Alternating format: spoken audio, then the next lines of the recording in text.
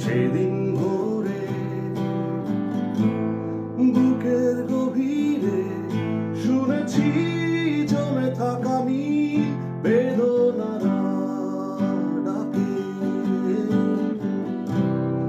এই শহরে ইটের পাহাড়ে ছিল না কেউ যে দেওয়ার প্রেরণা।